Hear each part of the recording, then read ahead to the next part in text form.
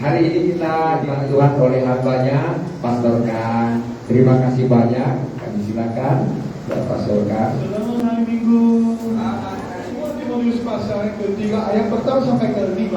Mari kita baca Kolosser 1, 2, 3. Ya. Kita tahulah bahwa pada hari-hari terakhir akan datang masa yang sukar. Manusia akan mencintai dirinya sendiri dan menjadi hamba uang. Mereka akan membuat dan menemukan diri. Mereka akan menjadi pengkhianat. Mereka akan mengangkat terhadap orang tua dan tidak tahu berterima kasih, tidak mempedulikan agama, tidak tahu mengasihi, tidak mau beramal baik, suka menjelekan orang, tidak dapat menentukan diri karena tidak suka yang baik, suka menghina, tidak berpikir panjang, berlagak tahu, lebih menuruti hawa nafsu daripada menuruti Allah. Secara alamiah mereka menjalankan ibadah mereka, tetapi pada akhirnya mereka mengingkari kekuatannya. Jauhilah mereka itu. Amin. Hari ini saya katakan sikap yang baik ketika pada akhir zaman. Sikap yang baik ketika pada akhir zaman. Biasa akhir zaman ini kapan? Selama biasa saya belajar begini. Akhir zaman sudah datang atau belum? Akhir zaman sudah datang. Kapan mulai? Setelah Tuhan Yesus naik ke surga. Sudah mulai. Setelah naik ke surga, Tuhan Yesus naik ke surga, Tuhan Yesus janji saya akan kembali. Kapan?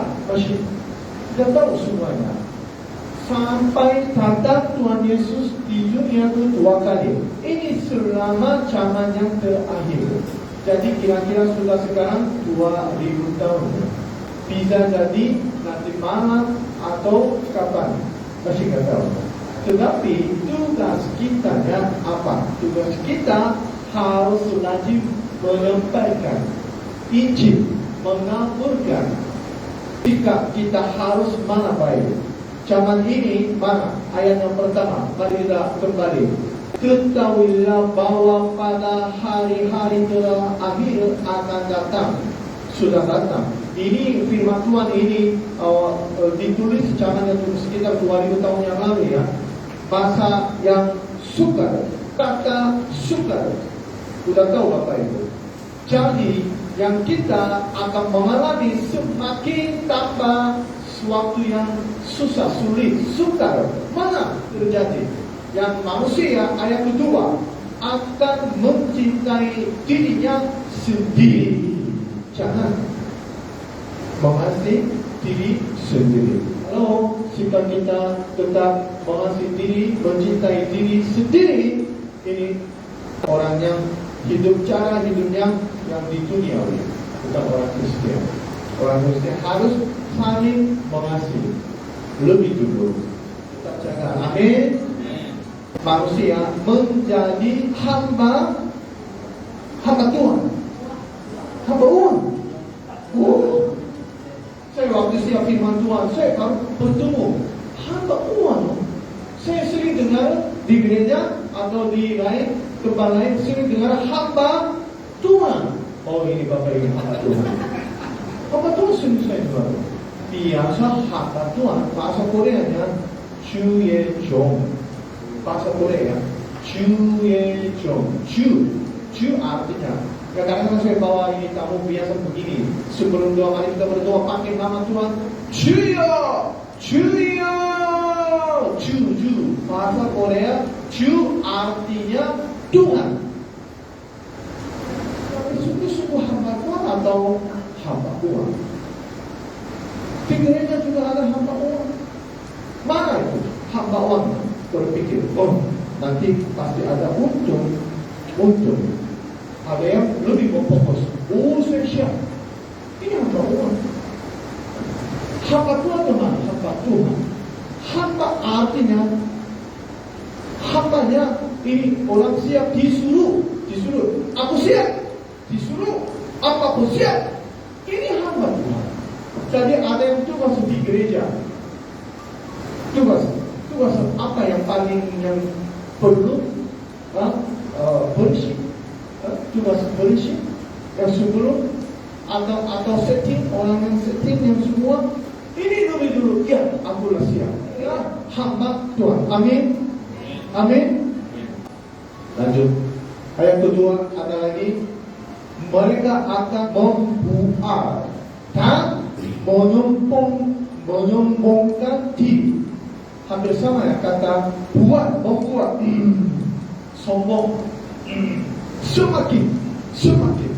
Jadi harus kita apa? Beda sikapnya rendah hati.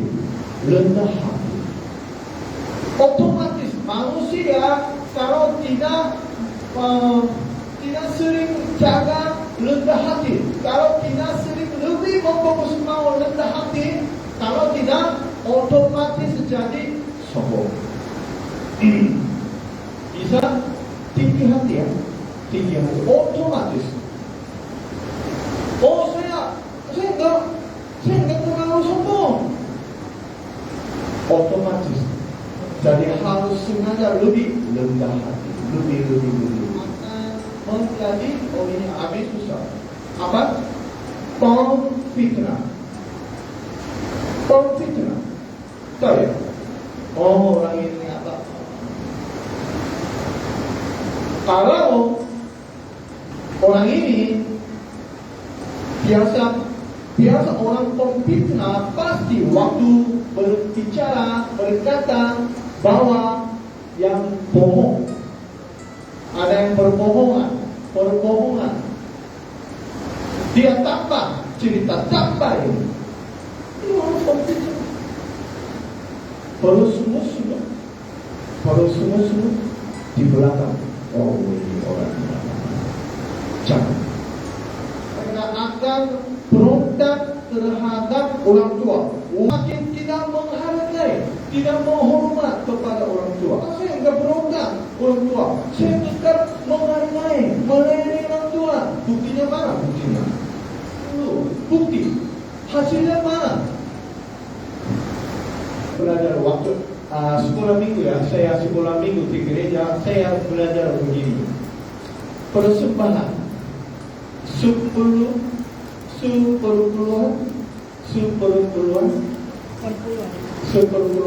persembahan. Ini apa itu? Ini bukti imanmu. Karena semua berkat, semua income, gajinya dari Tuhan lewat bos, dari Tuhan yang atasan. Ini semua income. Jadi saya kembalikan kepada Tuhan. Terima kasih Tuhan. 10%. Saya berada. Jadi gereja Korea hampir 70%. Cuma yang 70% ini lazim 10%. Jadi gereja Korea bisa cepat maju, berkembang. Jadi 10% ini kepada Tuhan. Terima kasih Tuhan. Ini kan Tuhan. Yang tahu berterima kasih. Oh, ada yang orang Cina, keturunan Cina juga bilang kamsya. Di Korea kamsya hamida. Dan ada lain koma sembilan. Kamsya hamida. Sama-sama. Tidak mempedulikan agama. Jadi sekarang masih ada kesempatan. Harus rajin mengajari yang firman Tuhan. Agama Kristian kepada. Jadi yang penting sekolah minggu. Program sekolah minggu sangat penting kepada anak remaja. Program remaja di gereja sangat penting. Pemuda-pemudi sangat penting. Harus siap. Generasi yang baru. Anak sekolah minggu gereja KPPS Blessing semua jadilah anak yang cerdas. Amin. Tidak tahu mengasihi, hampir sama ya. Tidak tahu berterima kasih dan tidak mau berdamai. Dulu ada yang hubungan tidak bagus, tidak mau berdamai. Lalu kita harus lebih-lebih suka berdamai. Amin. Suka apa? Bukan suka damai. Suka menjelekkan orang. Sama ya, hampir pemfitnah, hampir sama, menjelekkan. Oh, saya ini kata nasrnya mana? Kekang. Oh, kemarin saya cari di kamus itu.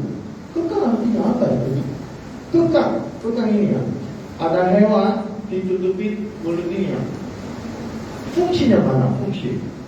Fungsinya ini karena hewan, ini karena jadi ini ditutupi, kontrol. Oh, tidak dapat menekan diri. Artinya apa? Tidak dikontrol, tidak dijaga diri sendiri, tidak dapat kontrol. Kalau emosi langsung, ini coba ini semakin. Jadi kita harus apa? Jaga diri sendiri, seperti mengenggam diri. Amin. Tidak suka yang baik. Tidak suka yang baik. Artinya apa? Suka jahat. Kenapa? Otomatis manusia tidak suka yang baik. Otomatis suka yang jahat, berdosa. Ayat keempat. Suka apa? Suka mengkhianat. Hampir sama ya, mengkhianat. Tipu daya, bohong, dan tidak berpikir panjang. Tidak berpikir panjang, langsung berbicara kanan-kanan. Sudah jadi dewasa, tinggalkan sifat kanan-kanan. Firman Tuhan. Dulu masih kanan-kanan, bicaranya kanan-kanan, berpikirnya kanan-kanan, rasanya kanan-kanan. Tapi sudah jadi dewasa, saya tinggalkan sifat kanan-kanan. Kita sudah jadi orang Kristen, harus jadilah sifat dewasa. Jadi harus pikiran panjang dan berlagak tahu. Ini juga harus berlagak tahu. Oh, sudah tahu, sombong, nggak mau dengar. Oh, sudah tahu, nggak mau dengar menasihati. Lebih menuruti hawa nafsu daripada menuruti Allah. Tadi solusinya ayat secara alamiah mereka menjalankan ibadah mereka, tetapi pada hakikatnya mereka mengungkir kekuatannya. Jauhilah mereka itu. Kata kuncinya mana? Jauhilah mereka itu. Kata kunci jauhi. Ada di sini anak-anak, remaja, pemuda-pemudi, mana bisa solusinya? Jauhilah.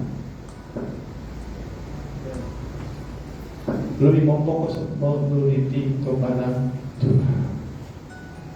Amin. Ayat 12.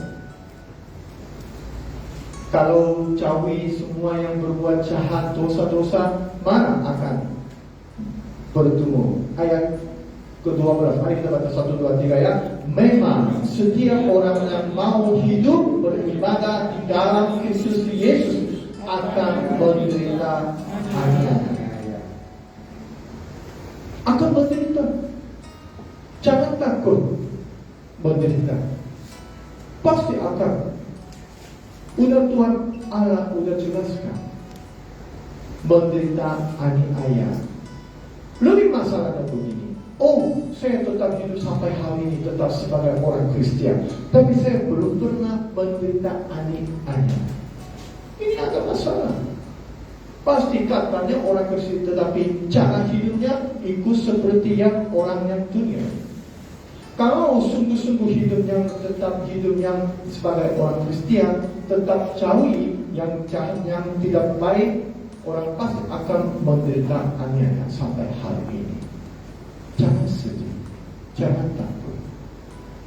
Gimana bisa tetap tahan? Ayat yang 14. Ayat 14. Mari kita baca 1, 2, 3 ya. Tetapi hendaklah engkau tetap berpegang pada kebenaran pada telah engkau terima, dan engkau yakni dengan selalu mengingat orang yang telah mengajarkannya kepadamu.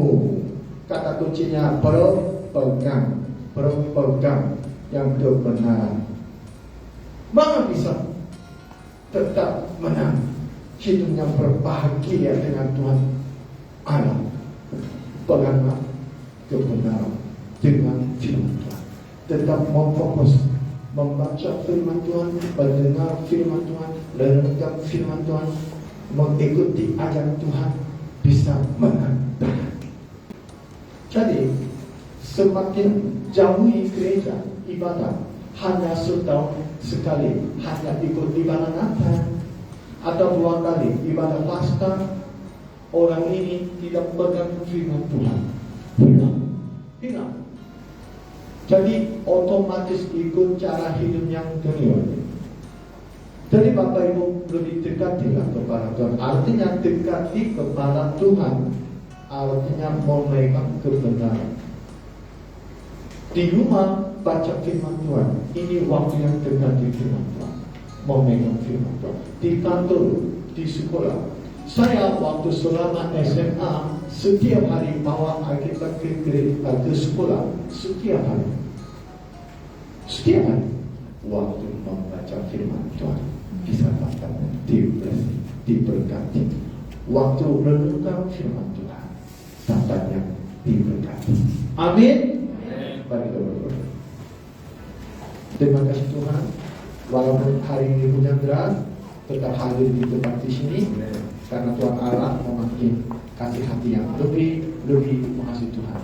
Tuhan, kami sudah dengar firman Tuhan, sikap yang lebih baik ketika waktu yang suka akan datang zaman akhir ini, lebih akan datang penderitaan.